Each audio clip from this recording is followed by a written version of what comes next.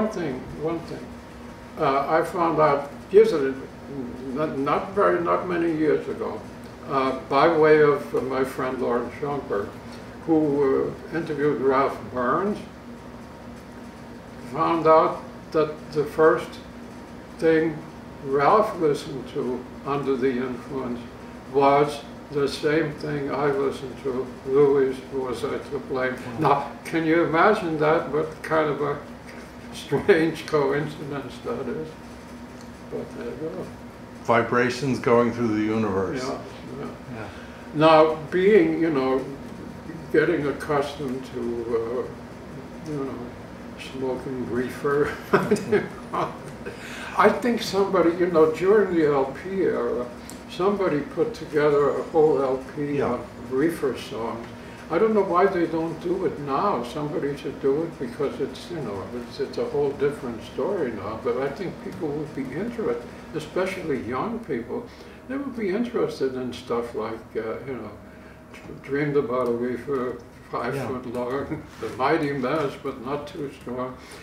All these funny songs. No, they would really, I don't know why they don't do it, but... A number of young singers have picked up on When I Get Low, I Get High. Yeah, but that's not as good as, well, there was one that Calloway did called The Man from Harlem, which is very good. They're waiting for, and there's the Stuff Smith ones. If you's a Viper. Yeah. It starts out.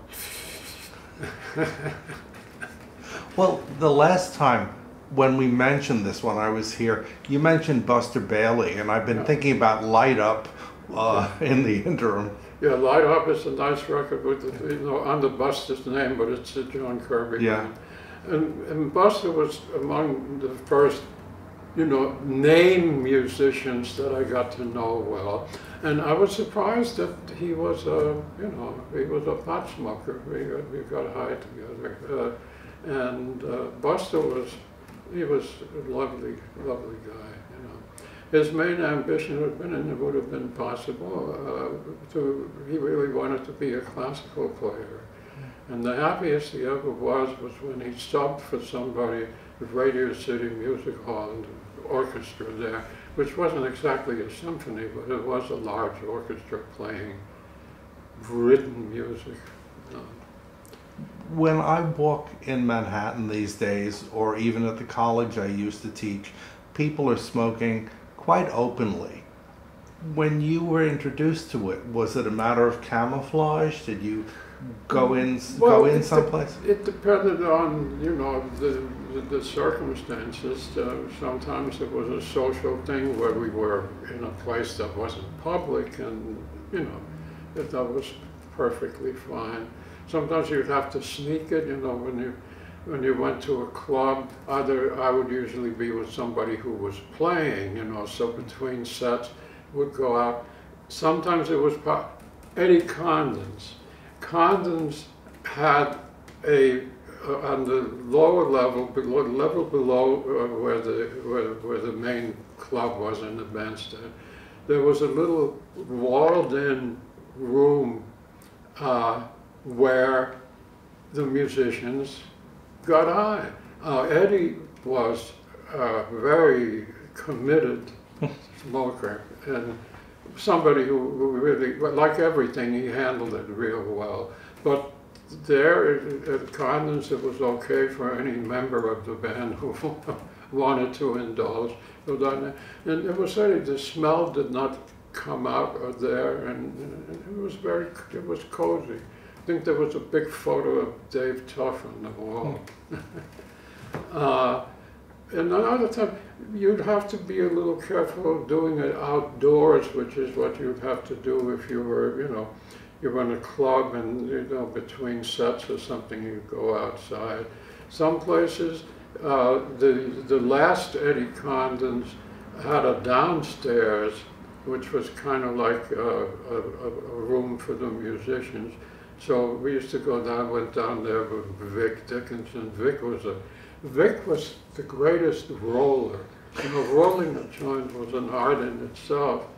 And a lot of times, I was pretty sloppy. I never really got that good at it. But Vic was a virtuoso roller. I mean, he was perfect. And Vic was somebody who really knew the art of pacing himself to where he wanted to be when he was playing. And it was both smoking and drinking, both in moderation, and he would time them in such a way. He had his car parked, so he would go in the car and smoke, and drink, of course, he didn't have at the club. He never overindulged in anything, but he would find the level, that was comfortable for him.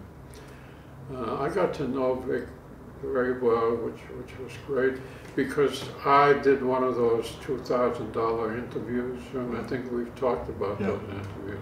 So I realized after a while that he was kind of lonely and he wanted company. So we, instead of, getting the interview done, 1, 2, 3, there was always something that he wanted to do. Watch a baseball game, talk about something, and he almost always fed me. He was a terrific cook, and he would fix some dinner, So it was really like a great visit, and then we tape, and Vic was one of my all-time favorite people. I'm not talking about musicians now or anything like that. Just as a human being, he was an extraordinary person. He was a lovely man. A long pause. I miss Vic Dickinson.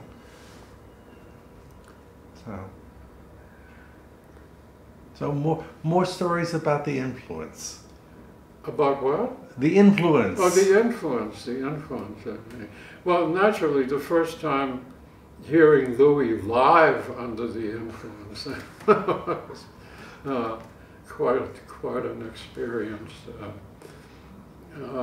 I never did. There was no occasion presented itself for me to get high in his company. However, the first time, and I may have mentioned that already, the first time I met Louis, of course, was backstage at the Roxy, and among other things, Joe Bushkin, who was not with the band at that point in time, but of course was a close friend, came to visit and brought a beautiful long-stemmed rose and told Louis that he'd just come from visiting Tallulah Bankhead, who was a huge Louis fan. Actually wrote something about him for Holiday magazines, very nice. It was a long-stemmed rose, and what do you do with a rose when you first get it? What do? You smell it. So Louis took this rose and he smelled it, and then his expression was like this, and he took it and he delved into it and pulled out a beautiful long joint. So that was the closest I came to getting it.